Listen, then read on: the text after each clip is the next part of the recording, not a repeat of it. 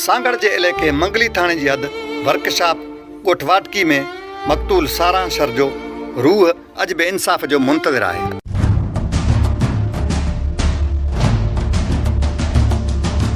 उत्तर सिंध जे इलाइक़नि में त काफ़ी वक़्त खां रत जी रांदि जारी आहे, पर लाड़ खे अमन जो मर्कज़ सॾियो वेंदो आहे।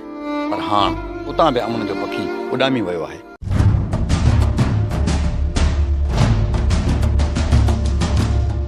उन जो सबबु हिकु ही बि थी सघे थो त लाड़ वारे इलाइक़नि में उहे एसएचओज़ रखिया विया आहिनि जेके उत्तर में हमेशह मुबैना तौर ते लुटींदा ऐं फुरींदा रहिया आहिनि।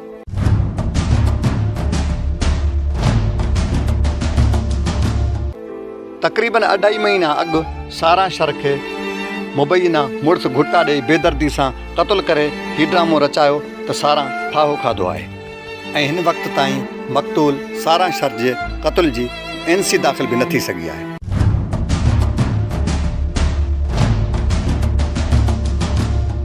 इन बाबति मक़तूल सारा शर जे वालिद अकबर शर जो चवणु आहे त चवण इहो त 2 महीना गुज़रिया आहिनि त छोकिरी शादी कई वई। छोकिरी शादी करण खां पोइ उन्हनि तशदुद कंदा छोकिरी ॾे।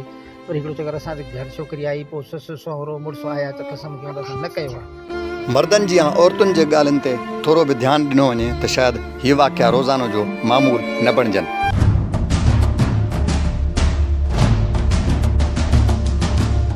छोकिरीअ चयो त मूंखे घुटा ॾिना अथनि राति जो।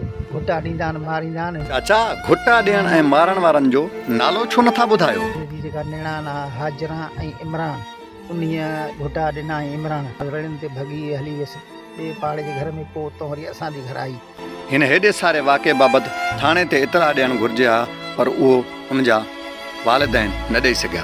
पोइ वरी इन में ठा मिणा कयूं, असां वरी छॾी छोकिरी। असांजो ज़ाल मुड़ुस में मसलो घणो थींदो कहिड़ी ख़बर। पोइ जेके 8 ॾींहं कोन गुज़रिया त 8 ॾींहंनि में असांखे क़तलु करे लाश मिली। उत्तर सिंध जे इलाइक़नि जी हिननि इलाइक़नि में बि शायदि ॾाढो कर खयो आहे।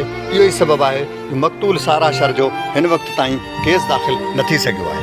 इन बाबति अकबर शर ॿुधाए थो त एफआईआर जे लाइ असां ते दबाव वॾेरनि जो माण्हुनि जो, असां ग़रीब हुआसीं, असां ॾिनासीं बि चवंदो तव्हां एफआईआर करंदो तव्हांजे मथां एफआईआर कंदी। अच्छा, ऐं ज़ोरी तव्हां चओ त असांजी छोकिरी ख़ुदकुशी कई।